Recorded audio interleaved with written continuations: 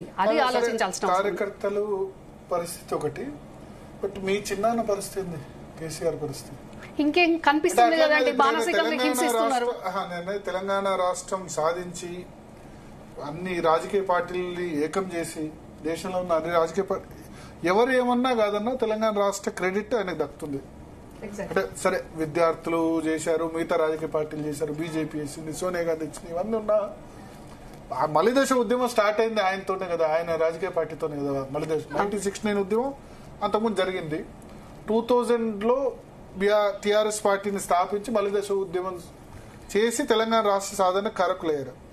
అంత చేసిన పెద్ద మనిషికి ఇప్పుడు కుటుంబ సభ్యుల వల్ల ఇది ఎంబ్రాస్మెంట్ కదా, అదేదో అంటారు సముద్రం ఈదిన వాళ్ళు కూడా పిల్ల కాలువ ముందు ఎంబరాస్మెంట్ కాదండి, ఇప్పుడు ఇది మానసిక హింసలాగా అయిపోతుంది అండి. ఆయనను ఎవరిని ఎట్లా సెటిల్ చేయాలి, ఎవరిని కుటుంబ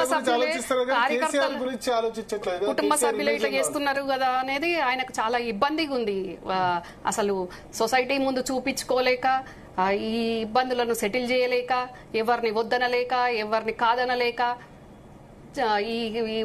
ఈ కేసులు ఒకవైపు, వీళ్ళ సమస్యలు ఒకవైపు, ఇప్పుడు పార్టీ కష్టకాలములు ఉన్నప్పుడు కొంచెం సైలెంట్గా ఉండి కొంచెం అన్ని విధాల సద్దు మణిగినాక అప్పుడు మా పొజిషన్స్ ఏంది, మాదేంది అని అడుక్కోవడానికి ఉంటుంది. అంటే నేను అనేది ఏంది అంటే, ఇప్పుడు గవర్నమెంట్ లేనప్పుడు 4 రోజులు ఓపిక పట్టే పరిస్థితి లేకుండా వీళ్ళు ఎందుకున్నారు? 10 సంవత్సరాలు అధికారంలో ఉన్నారు, ప్రభుత్వంలో ఉన్నారు. ఒక్క 4 ఏండ్లు మళ్ళీ ప్రభుత్వం వస్తుందో రాదో తెలియదు బీఆర్ఎస్, కానీ 4 సంవత్సరాలు ఓపిక పట్టే పరిస్థితి వీళ్ళకు లేదండి. మరి ఆ పెద్ద ఆయన చూసి నేర్చుకోవాలి. ఆయన వీళ్ళ లెక్క మేనేజ్మెంట్ కోటాల ఇమీడియట్ గా వచ్చి ఇది కాలేదు కదా, ఆయన ఒక్కొక్క మెట్టు ఎక్కుకుంటా పైకి వచ్చిండ్రు. ఉద్యమంలో కూడా అట్లనే పైకి వచ్చిండ్రు. అల్టిమేట్ గా ఏది ఏమైనా కాంగ్రెస్ పార్టీ ఇచ్చింది, ప్రదాత సోనియా గాంధీ గారి తెలంగాణ ఇచ్చిండ్రు. ఆ వచ్చిన తెలంగాణలో కూడా వీళ్ళ మేనిఫెస్టోని నమ్మి టీఆర్ఎస్ కు ప్రజలు పట్టం కట్టి. బాధ అనిపిస్తలేదా మీ చిన్న చూస్తే? చాలా బాధ అనిపిస్తుంది. పోతారా అంటే రాజకీయ పార్టీలో కాదు, బీఆర్ఎస్ లో కాదు, మళ్ళీ ఈ సమయంలో మీరు ఆయన దగ్గరుండి ఆయన సేవలు చేయాలని అనిపిస్తుందా? దూరంగా ఉండే బాధపడుతున్నా కదండి. అంటే తను నిర్మించుకున్న, తను ఏదైతే తన తెలంగాణ ప్రజల ఆకాంక్షను, కలను నెరవేర్చి తను ఒక రకంగా తెలంగాణను చేద్దాము అని అనుకుంటే ఈ 4 రకాలుగా తన కుర్చీ ఒక్కొక్క కాలు ఒక్కొక్కరు పట్టుకొని లాగేసి ఎప్పుడు ఆ కుర్చీ కోసము ఎత్తులు జిత్తులు చేస్తా ఉంటే ఇంకా పరిస్థితి ఈ రకంగా వచ్చింది. ఇప్పుడు మళ్ళీ మీరు 2010 చివరిసారిగా 12లో బయటకు వచ్చారు, బట్ 10 వరకు క్లోజ్ గానే ఉన్నారు. అవునండి, ఫ్యామిలీ మెంబర్ లాగా రోజు ఇంటికి వెళ్తూనే ఉన్నారు. అవునండి. సో మళ్ళీ అట్లా 10 తర్వాత మీరు కలవలేదు, ఇక 12 తర్వాత బయట ఫంక్షన్స్ లోనే కలిసి మాట్లాడే వల్ల లేదండి, మాట్లాడుకోలేదు. మాట్లాడరు. ఆయన కోపం ఉంటే, ఆయన కోపం అని కాదు, ఇంకా ఐ కాంటాక్ట్ కూడా ఉండదు. ఐ కాంటాక్ట్ ఉంటది, లేదనేది ఏమి ఉండదు. డెఫినెట్ గా ఐ కాంటాక్ట్ ఉంటది, అబ్జర్వ్ చేస్తారు, వాచ్ చేస్తారు, అట్లా లేదనేది ఏం లేదు. కాకపోతే ఇక్కడ ఈ కొన్ని మ్యారేజ్ జరిగిన తెలిసి కల్వకుంట్ల కన్నారావు మ్యారేజ్ కూడా వచ్చారు కదా.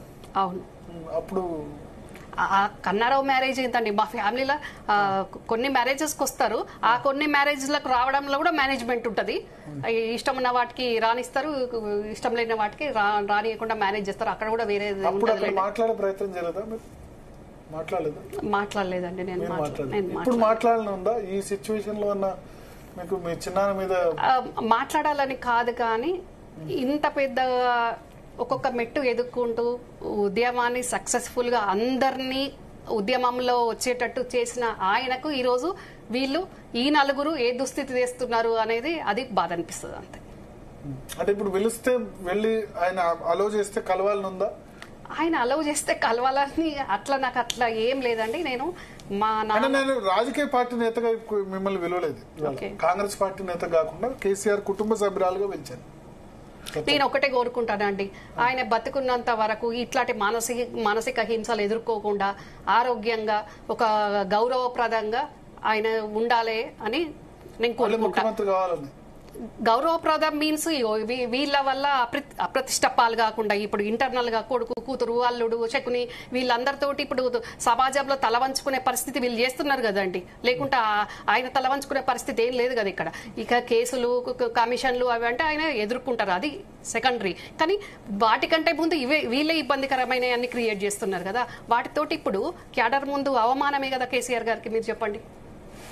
కుటుంబ సభ్యురాలుగా మనశ్శాంతిగా ఆయన ఉండాలని కోరుకుంటారు. డెఫినెట్ గా అండి. నేను ఇప్పుడు కాదు, కాంగ్రెస్ పార్టీలో చేరినప్పటి నుంచి కూడా అదే హెచ్చరించుకుంటూ వస్తున్నా. ఆయనకు మానసిక శాంతి లేకుండా జరగబోతుంది, అదే జరుగుతుంది అన్న నేను ఏదైతే చెప్పుకుంటూ వచ్చినా అదే జరిగిందండి.